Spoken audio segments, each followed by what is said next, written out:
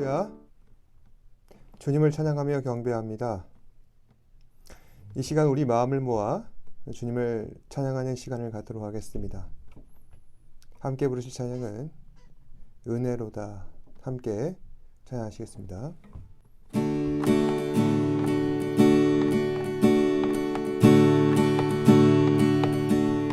시작됐네. 우리 주님의 능력이 나의 삶을 다스리고 새롭게 하네. 자유하네. 죄와 사망으로부터 나의 삶은 변하구나. 충만하네. 시작됐네.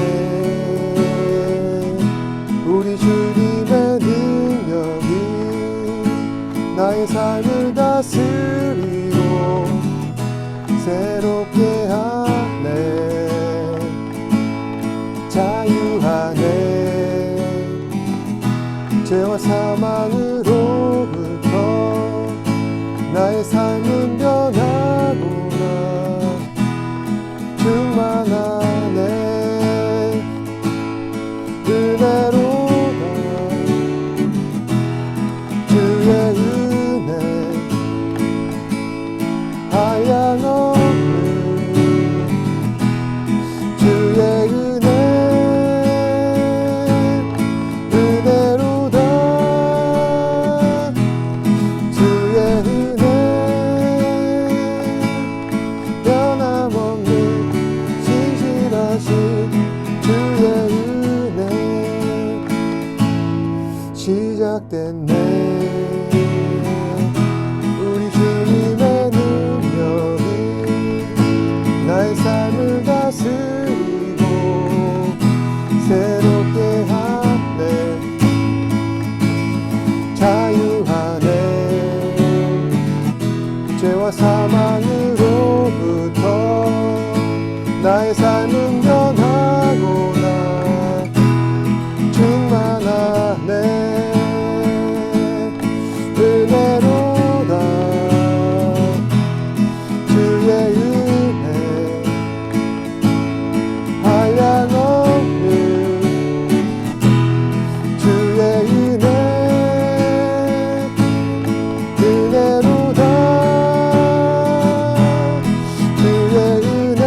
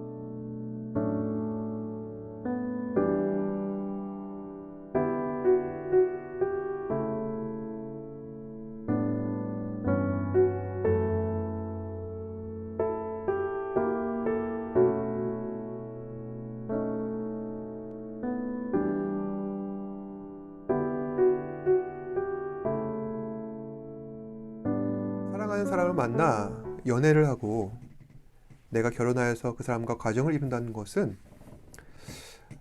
나의 그 인생 가운데 가장 생산적인 일이다 라는 사실을 대체적으로 많은 사람들이 인정하게 될 것입니다.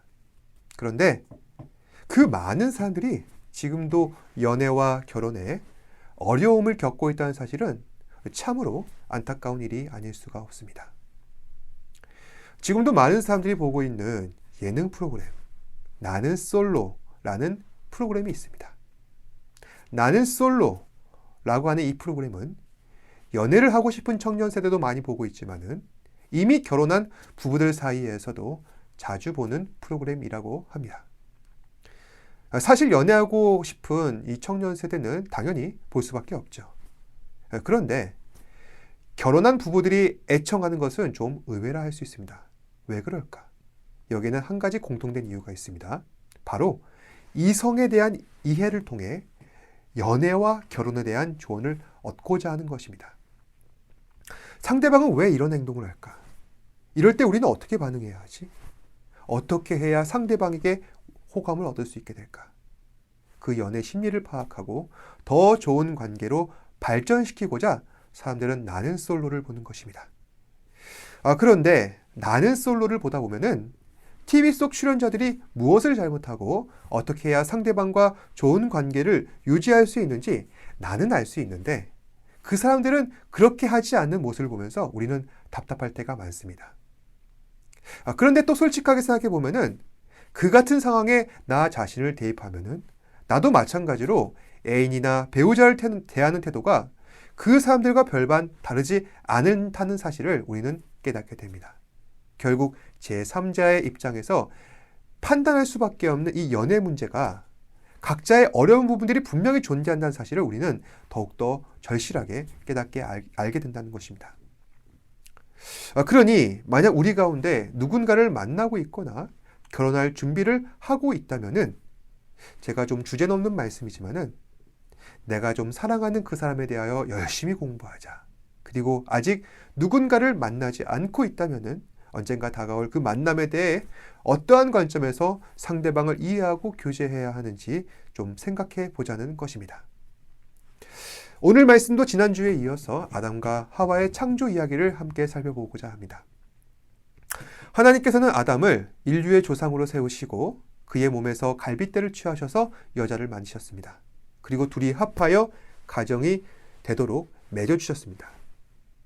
남자와 여자는 닮았지만 다른 부분이 참 많죠. 당연한 얘기입니다. 그런데 그 남자와 여자가 어떻게 다른지 오늘 성경에서는 이렇게 기록되어 있습니다. 우선 남자입니다. 남자는 어디서 왔습니까? 흙에서 나왔습니다. 하나님께서는 흙을 빚으시고 그 콧김에 생기를 불어넣으셔서 생명이 되게 하셨습니다. 그리고 아담은 그 생명을 얻어서 사람이 되었던 것이죠. 그는 말을 하였고 걸어다녔고 세상을 다스릴 수가 있었습니다. 하나님께서는 이런 아담을 피조세계의 머리가 되게 하셨습니다. 이것은 곧 창조세계의 대표성을 띈다는 의미로서 아담은 세상의 머리가 된 것입니다. 그렇다면 하와는 어떻게 태어났습니까? 하와는 아담의 갈빗대에서 태어났습니다. 그러니까 하와는 아담이 없었다면 태어날 수 없었던 것입니다. 물론 하와는 아담 없이 무가치한 존재다, 이런 얘기가 아닙니다. 우리가 알아야 할 것은 아담과 하와는 서로 의존적인 관계라는 것입니다. 하와는 아담이 없으면 태어나지 못했을 것이지만 그와 동시에 아담은 하와가 없었다면 그 외로운 삶을 못 견뎌 했을 것입니다. 이처럼 부부간의 상호 의존적인 관계. 하와는 그리고 아담은 부부에게 있어서 아주 중요한 상호 의존의 상징이라 할 수 있는 것입니다. 하나님께서는 이처럼 서로 다른 두 사람을 하나의 가정으로 이루시고 서로 존중함으로 조화를 이뤄가게 하십니다. 그런데 서로 다른 두 사람이 조화를 이루어 간다는 것은 쉽지 않습니다. 첫 만나면 우리는 물론 눈에 콩깍지가 씌어서 상대방을 향한 사랑을 유지하게 됩니다. 그게 바로 오늘의 말씀, 하와를 향한 아담의 세레머니였던 것이죠. 23절입니다. 아담이 이르되 이는 내 뼈 중에 뼈요 살 중에 살이라. 이것을 남자에게서 취하였은즉 여자라 부르리라 하니라. 우리는 연인 간에 처음 만났을 때 이벤트도 하고 노래도 부르고 별짓을 다 합니다. 그건 상대방에 대한 호감을 이끌어내기 위한 것이죠. 그런데 실제 결혼하고 그 결혼 생활을 이어나가다 보면은 현실은 전혀 다릅니다. 내가 데이트할 때 상대방이 한껏 멋내고 예쁘게 꾸미고 나오는 모습을 우리는 결혼하고 나서는 더 이상 기대할 수가 없습니다. 또 데이트할 때 나를 배려하고 내 얘기에 귀를 기울여주는 사람이 그 사람이었는데 결혼하고 나서는 쌀쌀맞게 굴거나 대화도 없거나 무뚝뚝한 모습을 보이게 되는 것입니다. 근데 여러분, 중요한 것은 이 정도 현실은 각오하셔야 할 것입니다. 이러한 현실을 생각해 보면은 차라리 데이트하는 게 더 낫지 않나? 결혼할 필요가 있는가 생각할 때도 있습니다. 그런데 그럼에도 결혼이 데이트보다 더 나은 것이 많습니다. 어떠한 부분에서 그러한가? 우선 첫 번째, 결혼을 통하여서 우리는 완전한 독립을 이룰 수가 있다는 것입니다. 지난주 우리는 결혼에 대한 이야기를 함께 나누면서 결혼이란 부모로부터 완전한 독립을 이루는 것이다 라고 하는 말씀을 드린 바가 있습니다. 여러분, 완전한 독립이란 어떠한 것일까요? 완전한 독립에는 두 가지가 있습니다. 첫 번째, 경제적인 독립입니다. 가정을 꾸리는 데 있어서 필요한 재정을 더 이상 부모에게 의존하지 않는 것입니다. 내가 벌어서 함께 먹고 사는 것. 바로 이것이 경제적 독립이죠. 두 번째, 정서적 독립이 있습니다. 정서적 독립이란 세상을 살면서 여러 가지 문제에 봉착할 때 이에 대한 조언은 부모에게 얼마든지 구할 수 있지만은 결정적인 부분은 스스로가 결정하는 것입니다. 바로 이것이 정서적인 독립입니다. 그런데 젊은 부부들 가운데 생각보다 많은 사람들이 이 재정적 독립, 정서적 독립을 이루지 못한 채 의존적인 삶을 살아가고 있다는 현실입니다. 그러다 보니 자신들의 힘으로 스스로 무언가를 해내는 것에 취약한 부분들이 참으로 많습니다. 어떻게 하면 이 문제를 극복할 수 있게 될까요? 전에도 말씀드렸는데 각자 우리는 가정을 이루기 전에 그리고 그리스도인이 되기 이전에 인격적인 사람이 되어야 한다는 것입니다. 사람다운 사람이 되어야 한다. 사람다운 사람, 인격적인 사람이 되는 것은 어떻게 가능한 일인가? 바로 예수 그리스도를 인격적으로 만나야 하는 것입니다.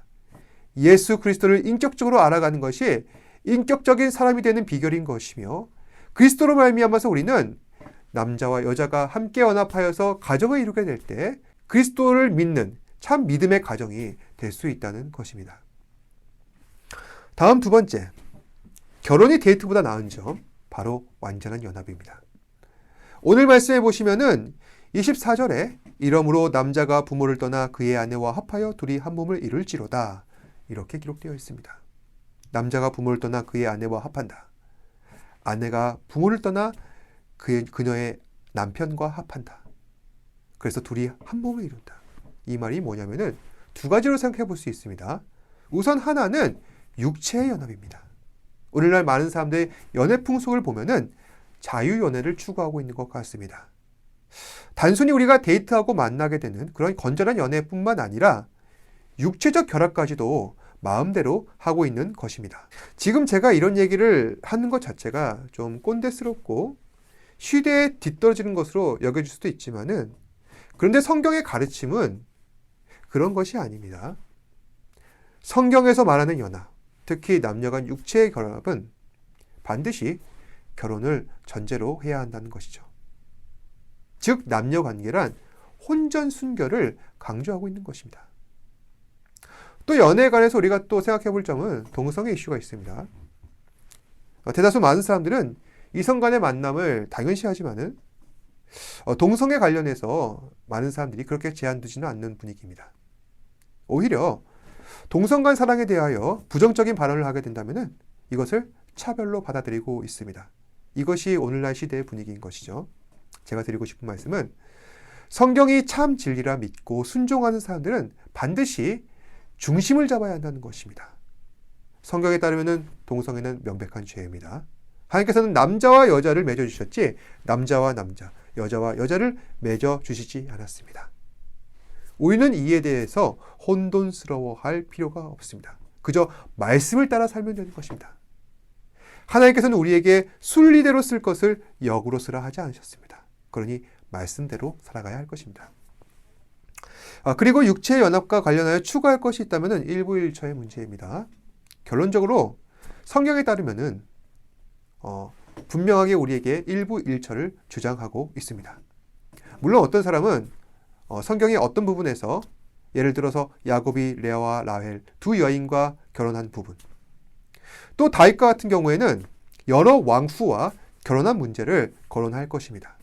우선 왕과의 결혼 같은 경우, 당시에는 왕위를 공고하기 위해 씨족을 남기는 것이 국가의 대사를 결정하는 일이었습니다.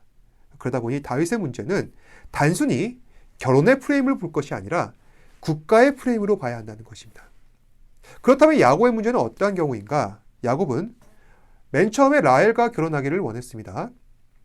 그래서 마음으로 그녀를 자신의 배우자로 인정하였고, 그리고 그 아버지인 라반도 그것을 인정하였습니다. 그런데 라헬인 줄 알고 동침한 여인이 누구였습니까? 바로 레아였다는 것입니다. 이것은 삼촌 라반의 계략이었죠. 이 삼촌 라반은 첫째 딸이 먼저 결혼해야 한다는 그 자기 동네 법칙대로 야곱에게 결혼을 강요했던 것입니다. 그러니 야곱에게는 라헬과 또 결혼하는 것, 그리고 라헬과 레아와 두 사람과 결혼하는 것에 대한 이 귀책 사유가 분명히 있는 것입니다. 그래서 결론적으로 말씀드리자면은 하나님께서 정하신 이 결혼 제도의 법칙은 분명하게 일부일처라는 것입니다. 말씀해 보시면 남자가 부모를 떠나 그의 아내와 합하여 한 몸을 이룰지로다. 셋이 한 몸을 이룬 것이 아니라 반드시 둘이 한 몸을 이루는 것입니다. 그 다음 완전한 연합에 관한 나머지 하나, 바로 영적인 연합입니다. 영적인 연합이란 무엇입니까? 신앙적으로 공통 분모를 찾는 것이죠. 교회 안에서 새로운 커플이 생겨나고 결혼하여서 가정을 이루는, 이것은 참으로 감사한 일이 아닐 수가 없습니다. 정말 온 성도가 함께 모여서 전심으로 응원하게 됩니다. 하나님을 잘 믿는 가정이 되게 해달라면서 말입니다. 그런데 현실은 쉽지가 않죠. 그 가정이 온전한 믿음의 가정으로 세워지는 것은 어렵다는 이야기입니다. 왜 그럴까요? 여러 가지 이유가 있겠지만은 가장 큰 것은 실제로 결혼 생활을 하면서 이 신앙적인 교제와 소통이 부족하기 때문입니다. 그래서 그런 커플이나 가정에게는 무엇이 필요한가? 함께 말씀을 묵상하는 것입니다. 함께 기도하는 것입니다. 함께 예배드리는 것입니다. 함께 이 영적인 소통을 통하여서 그 커플을 향한 하나님의 뜻과 비전을 알아가게 되고, 그래서 말씀 앞에 우리가 충실히 행해야 한다는 것입니다. 말씀을 정리하겠습니다. 그리스도인으로 살아간다는 것, 특히 믿음의 커플로 우리가 맺어진다는 것, 이것은 쉽지가 않습니다. 해야 할 일이 많습니다. 그렇지만 그리스도의 사랑과 하나님을 향한 믿음 안에서 서로 교제하고 가정을 이뤄간다는 것은 참 귀하고 복된 일입니다. 오늘날 많은 청년들은 여러 가지 것들을 포기하고 있습니다. 그 중에 가장 1순위라 할 수 있는 포기 대상은 바로 연애와 결혼일 것입니다. 청년들이 연애 못하고 결혼 못하는 이유는 외적인 부분도 있지만은 그 근원적인 원인은 내적 부분이라는 것입니다. 완전한 독립과 완전한 연합을 이룰 용기가 부족한 것입니다. 사랑하는 여러분, 우리가 한 사람의 인격체로 바로 세워져서 그 완성을 향해 나아가려면은 연애도 해야 하고 결혼도 해야 할 필요가 있습니다. 그러기 위해 우리는 기도하며 노력합시다. 구체적인 기도 제목을 갖고 계시길 바랍니다. 나는 어떤 배우자를 맞이할 것인가? 나는 어떤 가정을 이뤄갈 것인가? 쉽지는 않은 문제입니다. 하지만 하나님께서 우리를 통하여서 반드시 이뤄나가실 것을 믿고 함께 기도하며 노력합시다. 기도하겠습니다. 사랑과 은혜가 풍성하신 아버지 하나님, 주께서 우리에게 큰 축복을 주셨습니다. 우리에게 믿음의 배우자를 분명하게 예비해 두셨고, 그로 인하여서 한 가정을 약속하셨습니다. 이것은 한 가정을 통하여서 하나님의 언약 백성을 구성해 나아가는 하나님의 장대한 구원 계획 가운데 우리가 있음을 분명하게 증명하는 것입니다. 하지만 오늘날 우리의 현실이 어렵습니다. 많은 사람들이 결혼도 포기하고 연애도 포기하는 그런 안타까운 삶을 살아가고 있습니다. 특히 하나님을 믿는 믿음의 사람들이 그런 현실 속에 매몰되어서 매 순간 낙심하고 불안해하며 또 좌절을 하고 있습니다. 주님 우리에게 은혜와 긍휼을 베풀어 주셔서 우리 청년들에게 믿음의 배우자를 향한 기도를 갖게 하시고 그를 통하여서 믿음의 가정을 통하여서 완전한 독립과 완전한 연합을 통해 하나님 앞에 영광을 돌리는 귀한 삶을 살아갈 수 있는 우리 사랑하는 지체들 되게 하여 주옵소서. 모든 말씀 예수님 이름으로 기도합니다. 아멘. 하늘에 계신 우리 아버지여, 이름이 거룩히 여김을 받으시오며 나라가 임하시오며 뜻이 하늘에서 이루어진 것 같이 땅에서도 이루어지이다. 오늘 우리에게 일용할 양식을 주시옵고 우리가 우리에게 죄 지은 자를 사하여 준 것 같이 우리 죄를 사하여 주시옵고 우리를 시험에 들게 하지 마시옵고 다만 악에서 구하시옵소서. 나라와 권세와 영광이 아버지께 영원히 있사옵나이다. 힘을 내요 당신에게